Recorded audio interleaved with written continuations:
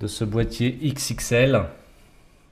Il est vraiment gigantesque, très lourd, a priori plutôt bien conçu, avec pas mal de ventilateurs d'origine. Reste à voir maintenant le bruit en fonction 12 volts.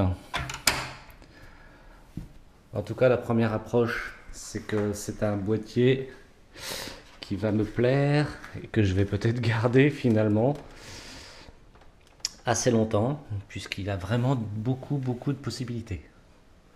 Donc là, il y a un ventilateur pour l'extraction de l'air chaud et un autre ici. Donc l'air chaud devrait être bien extrait. Alors ce qui va être intéressant aussi, c'est de le comparer à celui que j'ai déjà. Vous allez voir, c'est déjà une grosse tour. Enfin, je croyais que c'était une grosse tour, donc par rapport à celui-ci, tout est relatif. Système de porte vraiment sympathique. Ça permet vraiment de, voilà, de pouvoir l'ouvrir. Alors, ce qui est peut-être regrettable, c'est qu'il n'y a pas une partie vitrée. Bon, c'est très tendance maintenant de montrer ce qu'il y a à l'intérieur. Donc effectivement, une petite partie vitrée ici, ça aurait été assez sympa, histoire de voir ce qui se passait à l'intérieur. Bon, je pense que Cooler Master a préféré effectivement faire des portes très épaisses, très certainement pour améliorer le bruit. Donc, alors ici effectivement, vous avez une partie aération. Donc là, il y a une vis. Il faut enlever la vis. N'oubliez pas d'enlever la vis pour enlever le capot. Donc là, énormément de baies, avec une qui est déportée. Très pratique pour une extension de carte son par exemple, qui n'a pas besoin d'être branchée sur la carte mère. Un ventilateur pour extraire, donc on l'a vu à l'intérieur. Et toujours pareil, hein, si vous avez du water cooling, donc là vous allez pouvoir passer tube, câble, tout ce que vous voulez. Donc plutôt bien fini comme boîtier.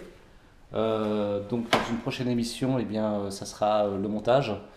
Je vous ferai participer effectivement au montage du PC. Je pense qu'on va s'éclater dans la mesure où, voilà, même avec des grosses mains, il y a vraiment beaucoup de place.